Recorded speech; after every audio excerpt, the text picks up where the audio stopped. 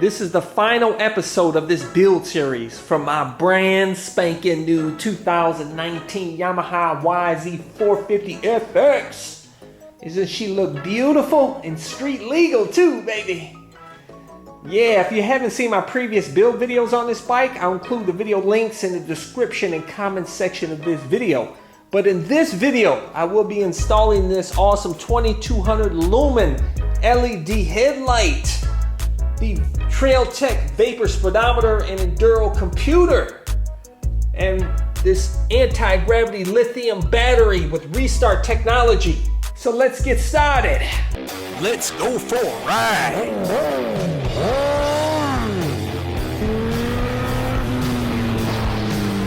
You are watching CycleCruza's all-in-one motorcycle channel. Subscribe today. Just remove the plastics, and the first order of business is to install this LED headlight and housing, which, by the way, the light output is, I believe, 2200 lumens, and it only uses 20 watts of power. And that's no problem for this FX model. For those of you guys that don't know, this has a 160 watt output stator, which is actually 10 watts more than the WR450F, which has an output of 150 watts. But with the YZ450FX, you get the full power. You don't have, it's not corked up full of all the emissions crap. So this headlight, it came with this plug here, but it comes with the connectors. You're gonna have to solder in wires yourself to this plug. So I already did that. Right now I have it set up where I'm going to put a direct wire to the battery, and then of course wire it through the switch on the bar here. So the Tusk lighting kit doesn't actually have to be on, and I can still use the turn the light on and off with that switch. With the Tusk lighting kit here, these are the three wires that you'll be looking at. This blue wire is a high beam wire, this white wire is a low beam wire, and this is for the positive lead to the battery. So with this light here, you only can use one of these because it doesn't have a high beam. By the way, here in Ohio, you don't have to have a high beam on your motorcycle. But I'm just going to use the low beam wire here, which is a white. And of course, I have the black wire here. This is going out to the power.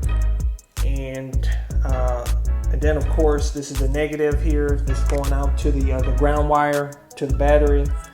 So now I'll just go ahead and wire everything up.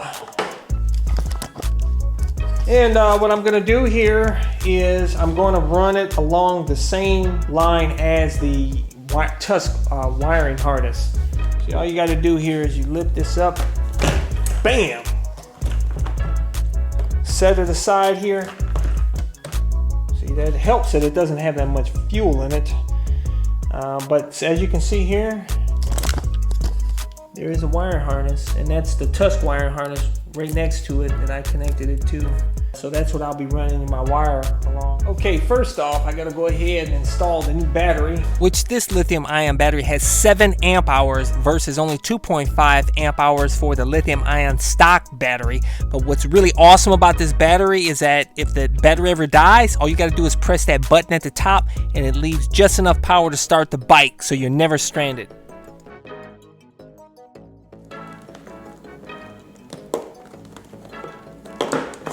Fits like a glove.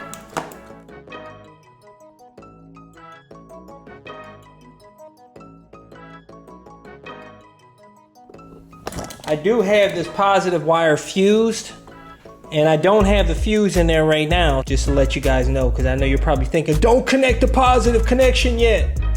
Okay, I'm gonna go ahead and connect these wires here and solder them, and of course use heat shrinking tubing.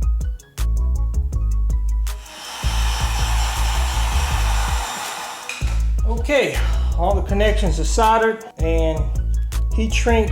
That looks good, baby. Clean. Look at that. By the way, this will shut off if the battery gets low. Showtime. Yeah, buddy, look at that. Woo, that's bright, boy.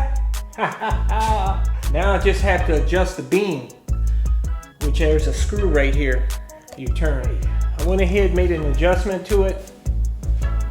Lowered the housing, and angle the headlight down a bit, and that should be okay. So we'll see how it is when I take it out on the road. Anyways, now it's time to go ahead and install the Trailtech Vapor speedometer.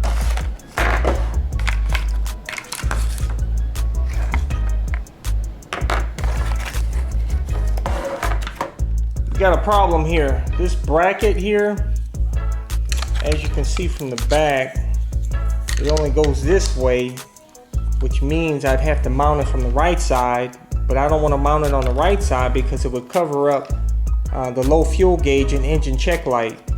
Okay, so I was able to move the indicator bracket over to the left side, so now I can just mount it like you're supposed to on the right side. So no issues. Okay, it's installed. Okay, I'm going to tackle the most difficult sensor the first, and that's the speed sensor. And this is the speed sensor cable here, and those are the magnets that you have to choose from. I've decided to mount the sensor here in back of the fork guard, right here on the bottom side here. And I'm going to replace one of these bolts here with the magnet bolt. And then I'm going to have the wire come out the side here and then route it up through the brake line cable. Drill a couple of holes here and mount it right there. It'll be just like that. So let's go ahead and drill a couple of holes and install this sensor on the inside of the fork guard.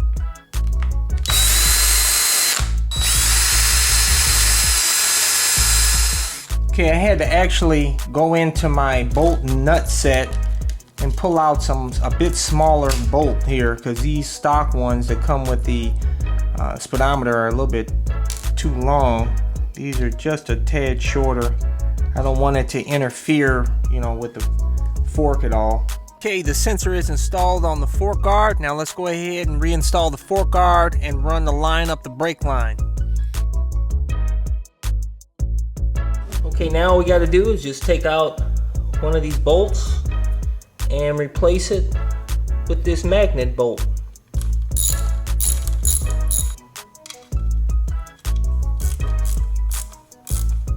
Now we just have to route the wire up the brake cable. Alright, check it out. Check it out, bolts in. Look at that. Routed the sensor cable along the brake cable. Now just plug it in. Here we go. That one is done. Okay, the next sensor to install is the coolant temperature sensor right there. And it'll go in between. I have to cut this coolant hose here and then put it in between and then cinch it up. I may have to take this hose off. Hopefully it's not hard to come off. And of course, before I do that, I have to drain the coolant. So I gotta remove that bolt and drain it, and then I'm going to flush it with some distilled water, and then I'm gonna put in some engine ice. I like engine ice, by the way. It's non-toxic. If you wanna get some of this, like I said, I'll include the link in the description and comment section of this video. Okay, now let's go ahead and drain the coolant.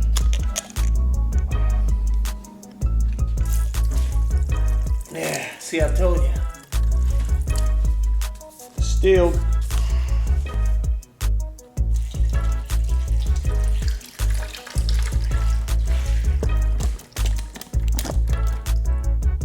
Okay, now we can go ahead and cut the coolant hose and insert the sensor. Okay, now put the coolant bolt back in with that washer. Twist and move, twist and move. Okay, comes right off.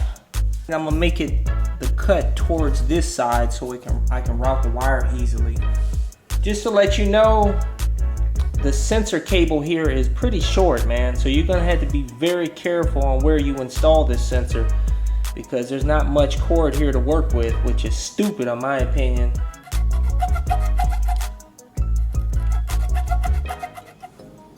Okay, here's the finished product. Okay, so let's go ahead and install it. Okay, it's on there tight. Hopefully the wire will be long enough to route it right up through here. along here, out through here, up here, and hopefully it'll be long enough that I can connect it. We'll see. Done. Man, that cable barely fit. Look at this.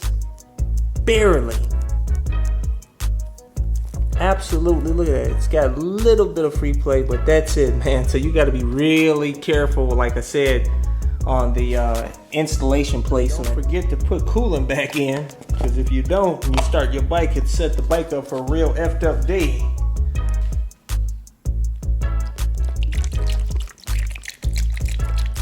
Okay, and this sensor is the RPM sensor, and basically, from my understanding, reading the instructions and looking at videos, you're gonna wrap it around the spark plug coil. There's a spark plug there in the coil, so we just wrap it around this wire here.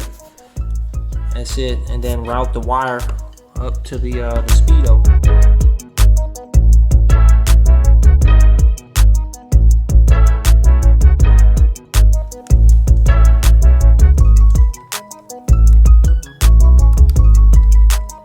And we just got the power wire, which I'm going to tap in to the wire for the headlight.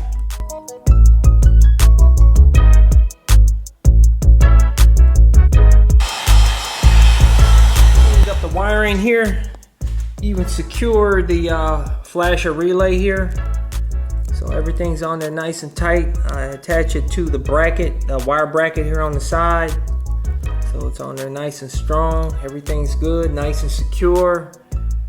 Okay, the plugs are easy to access, so when I want to remove the speedometer there, I can just quickly unplug it, and also just have the headlight plug here, so it makes it real easy to remove the headlight and put the number plate back on when I hit the dirt track. Bike is finally done, except for the front fender, which I have another OEM fender that I'm gonna cut up into a Supermoto fender, but I'll show you that in the first ride video, man. I'm done with the build videos, guys.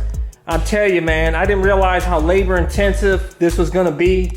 Guys, I literally been working on this from 9 p.m. till 5:30 a.m. No sleep, no dinner, nothing, man. Just trying to get this done for the channel, and so that I can get to doing a first ride on this already and let you know what I think about this bike. I haven't even really rode this bike yet, man. I still got to break her in yet.